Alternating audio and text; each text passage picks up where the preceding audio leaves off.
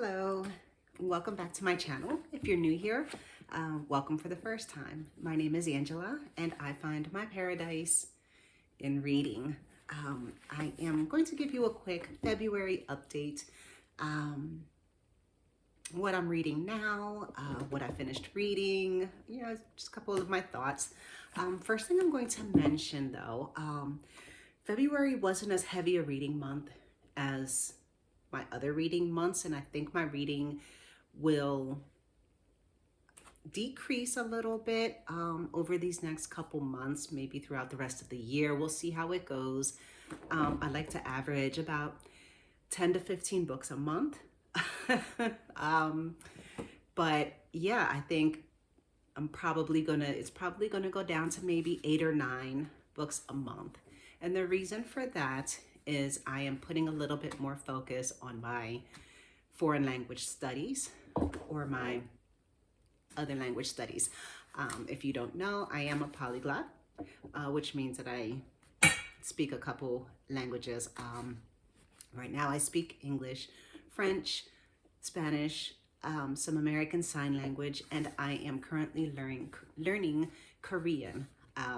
So right now I am kind of studying a little bit extensively with my Spanish and French so that I can test out of some college courses and kind of skip some of the beginner stuff because of a lot of the stuff I know. I just need a little bit of a refresher. And then the Korean I am learning on my own and seeing how that goes. So I'm committing a couple hours a day to my foreign language studies.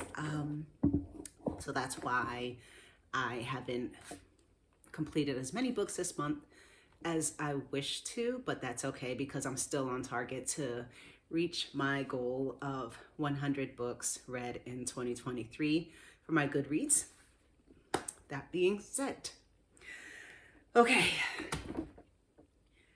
so here are a couple of the books that I have finished in the last week or two.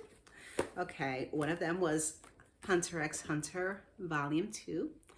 And this is, this follows Gon, and he wants to be a hunter. And so he has to pass this hunter's exam to get his hunter's license. And a hunter is basically someone who has a very strong set of skills, and they are the elite of the elite as far as hunting mysterious creatures, and not even just hunting. It's not about hunting them. It could be about finding them. Same thing with treasure, anything rare and exotic, foods, ingredients, medicines. Hunters have such a skill set in every way possible. So to pass a hunter's exam, he has to pass all of these tests that, I mean, maybe what, like 1 in 10,000 people will pass this hunter's exam. I guess he had never met his dad, and his dad is a famous hunter. So he's kind of following in his dad's footsteps, and it's just really interesting. It's a lot of fun to read. I read the first one, I really enjoyed it. I went and got the second one, and I'm still really enjoying it. I'm still liking the tests, the exams. This is by Yoshihiro Togashi, and I will be getting volume 3 next month in March, and I'll just get a new volume maybe every month so I can keep on with the series as long as I'm enjoying it. But so far so good. I really like this one. I read Kiki's Delivery Service by Aiko Kadono. This follows a witch who is coming of age. She turns 13, and when a witch turns 13, she has to, if she decides to keep on the path of being a witch, she has to go to a town, find a place that does not have a witch, and find a way to be useful to the residents of that town. So she kind of has to like find her place and yeah, be a resource to the people of this town or village or city or whatever she decides to find. So she has her cat with her and her broom. She doesn't know, she doesn't have much magic. Basically, her biggest skill is riding a broom so she can fly. And so what she ends up doing, she goes to this town and she creates a delivery service. She figures she can ride a broom, she can fly really quickly, and she can deliver packages or things to people. And so this is just like her story of how she set up her little business, the people that she's meeting, her experiences with coming of age. And she has to stay in this town for a whole year before she can go back home to mom and dad and decide what she's going to do from there. So this was a really cute story. I really, really, really did enjoy this. Very simple, very cute, but it's, I don't know, I feel like even as an adult, you can really enjoy this and get something from it. I don't know, it's hard to explain this one. I thought it was really, really cute, really enjoyable. And yeah, I can see myself reading it again. It was such a quick, easy read. And I was looking for quick and easy reads because I have been doing a lot of heavy reading. So I just wanted something very light to just free my mind a little bit because everything's just been so intense. And this and Hunter x Hunter were exactly what the doctor recommended. Going along with light, easy reads, I finished The Way of the Househusband. Oh my gosh. And this is by Kosuke Uno. And he has, okay, there's The Way of the Househusband. The series is on Netflix, so you can watch it. I have watched, I think, season 1. So a lot of that is in here. And basically this follows this fellow right here, who was one of like the greatest, who was he? Let me see. He was the fiercest member of the Yakuza. And they call him the Immortal Dragon. And I mean, they say that, oh, he took down 10 men of an opposing gang, unarmed, and kind of disappeared after that. But he left that life and became a house husband to his working wife. And so he hilariously, like, he's just a riot. He takes everything to the extreme. He acts like he's still in a gang. Everything he does, whether he's going to the grocery store, to the laundromat, to anywhere, he acts like it's some kind of like covert secret like mission, or he'll go to the grocery store and ask them if they have the white stuff, you know, the white powder, the good stuff, you know, and he's talking about flour. This guy's so funny, and I just freaking love this book. I loved it. Can't wait to get book 2. I want the whole collection because I swear to goodness, yeah, it's hard to explain, but I highly, I think 5 out of 5 stars, recommend this book. It's like I did this in one sitting and absolutely enjoyed this one. Now, the last time for my Valentine's Day read, I shared that I was reading Veins of Magic. And it was Valentine's Day, and it was perfect because the part that I was on was all mushy and gushy, and I was like, oh my gosh, oh my goodness. I'm just loving Sorka and Eamon's relationship. So this is Sorka, Eamon. This book is by Emma Hamm. This is book 2 of the Otherworld series, I think it's called, by Emma Hamm. The first one here was The Heart of the Fae. And oh my gosh, I listened to it on Audible, both books, and they were both narrated by the same person, and she does a fantastic job. She has this Irish accent. She just draws you in, and it's amazing. And I follow along with the book. And so what I was saying, Valentine's Day, I was like, oh my gosh, this is like a Beauty and the Beast retelling. He's like a disfigured, dethroned king of elves. She's like this druid human person who falls in love with him. And what can I say? I'm glad I put this down after I read all that mushy gushy stuff, and I was just like, and I went ahead and enjoyed my Valentine's Day evening. Because the next morning, I was listening to this on my way to work, in my car. Again, it was like Audible, and I have a half-hour commute. This book ripped my heart out of my chest, slammed it down on the floor, did the Mexican hat dance on my heart, shredded it. I was crying the whole half hour to work.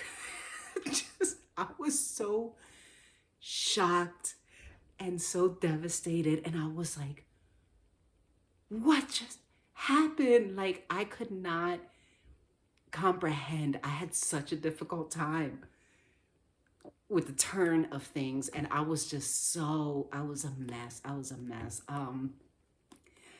Holy hell. And then I just, I kept through the, with the book and everything, and 5 out of 5 stars. I finished it. I got through it. This book put me on such an emotional roller coaster. I was just so like happy and mushy gushy, and then upset and vengeful and angry and sad. And this put me through everything. So this is, I guess, book 2 of the Otherworld series, and I am going to get book 3. I am really, really, really enjoying these. I did not see that book 3 had what's it called? Voice of audiobook. I didn't see an audiobook version for it, which I'm going to keep looking and see if I can find one. Because I really, really liked the audiobooks for these, especially because this kind of surrounds Irish mythology. So without the audiobook, I would not have known how to pronounce some of these names and some of these creatures. Like, her name is Sorcha, and if I had been reading this myself, I would have been reading her name as Sorcha, because it's Sorcha. I would have, said Sorcha. And Eamon, his name is spelled like Eamoon. So I probably would have been saying Eamon, and the Tour de Danann, and it just has all of these weird, like, Ebrazel. So that's like the name of one of the places. It's called Ebrazel, but it's not the way that if I were reading this myself, I wouldn't have pronounced anything correctly. So I really appreciate the audiobook. And if the other one doesn't have an audiobook, I will obviously read it because the stories are fantastic, but I probably will have to look some things up. Oh, and the other thing about this, I was introduced to a lot of things that like I wasn't really familiar with in book 1 as well as in book 2. Like, there's something called a Kelpie, and I was like, what the heck is a Kelpie? So I would Google Kelpie and Irish folklore or Irish mythology, and then I would see like this water horse thing with a seaweed mane. And so it was neat because there were some creatures that I wasn't familiar with that I looked up to see what they would look like. And I'm just like, oh, this is cool. And then you can read about like what they're known for, what their powers are, or what their secret traits are. So that was just fantastic. And one thing, I don't know if it's just me, but I like whenever I can to like match my bookmark with the book. So like, you see, it's like the Heart of the Fae, and it's just like all mythical, whatever. And the bookmark that I used for this book is the lovely little mermaid with the gold and all fancy. Love her. What did a marrow? Yeah, and in the book they're called marrows, and I didn't know they were talking about mermaids or something that's very similar to a mermaid. So that's one of the creatures I looked up. I'm like, what is a marrow? And the same thing with this one, like with Out of Africa. Like I kind of matched my book mark to the kind of book that I was reading. Isn't that cute? Am I the only person that does that? I don't know. I kind of like it when they kind of match. So I did finish Out of Africa. This is by Isak Dinesen, and this is about a woman who came from Denmark, moved to Africa from Denmark with her husband. They bought, I think, or leased about 600,000 acres, something like that, in Africa, and they had a farm. And these are like memoirs of her experiences with the natives, with nature, with the animals, and I dearly, dearly adored this book. This was really fantastic. It was wonderfully written. The only thing I had trouble with was the killing of the animals, like just so nonchalantly shoot down lions. And I understand it was like a different time. This was like the 20s, 30s maybe. And like in a farm, you have cattle, the lions could be, very much they were a pest, if you want to say that.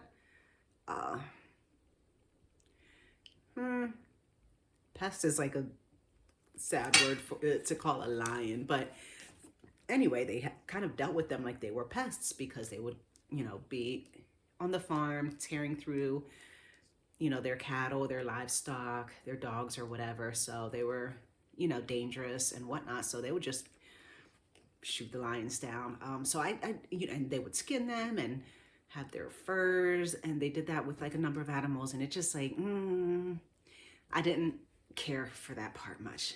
Anytime when animals were being killed or skinned or whatever, it was hard to read about. I didn't like it that much, but otherwise, loved the book. I'm very pleased with it. Okay. So, what I'm currently reading is The Vampire Lestat by Anne Rice. This is book 2 of the Vampire Chronicles.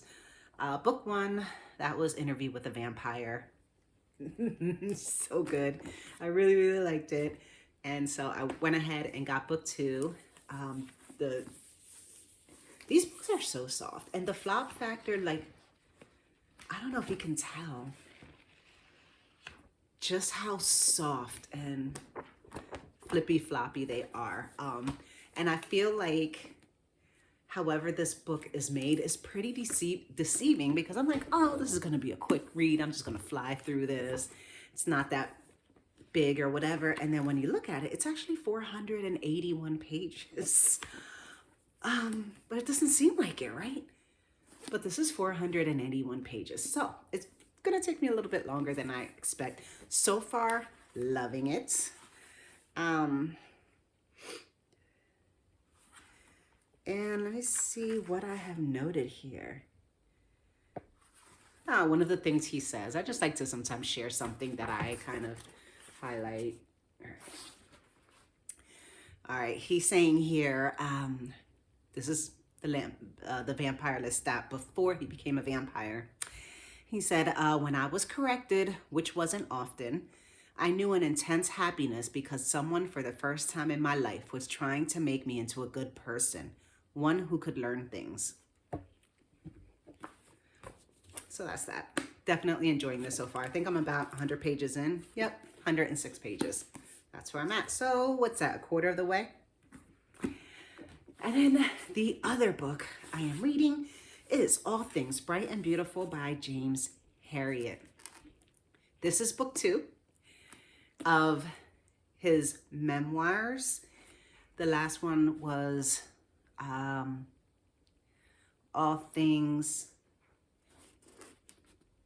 All Creatures Great and Small. So this follows a vet who is out of veterinary school. He goes to the Yorkshire Dales. This is like the 20s or 30s, I think. And so his name is James Herriot, and he just documents and has these little memoirs of his experiences as a vet in the Yorkshire Dales. So this is book 2. He is now married. He and his wife are both living in this big house where they run the veterinary practice out of this house. He's now the partner. The original person of the firm was Sigmund, I think his name was. Sigmund. I'm going to say his name was Sigmund. So Sigmund was the primary veterinarian. He's the one who founded the practice. His brother Tristan is, I think, in his final year of vet school. So he is also living in that house and taking on patients. And then you have James Herriot and his wife who are living in the top levels of the home. And he, like this is just so sweet, so cozy, so beautifully written. The scenery in the Yorkshire Dales at that time, the hilarious situations he gets himself into, the beauty and the magic and the miracles of these animals, and giving birth, the lambing season, and how it's just always a miracle. But this book is it's just so sweet.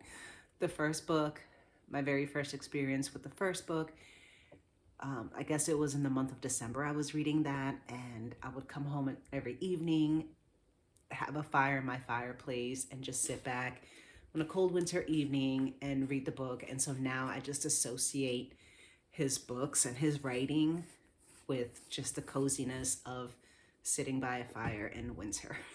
So it is February, it is still cold, and I'm still cuddling up to James Herriot's writing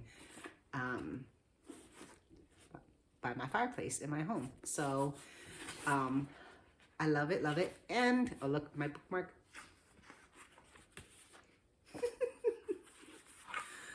So I guess I thought this was appropriate because of all the greenery, and I mean, where they are, they treat mostly livestock. They're just surrounded by farms, sheep farms, cattle, things like that.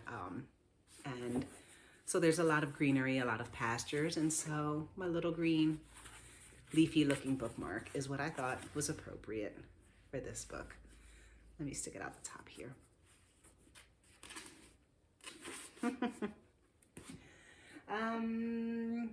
I think that's pretty much it for now. Thank you so much for sticking with me, and I will see you soon. I will continue on with my studies, and I will let you know how I do whenever I do take those exams, and I'm sure I'll pass. But a bientôt. Hasta luego. See you later. Bye.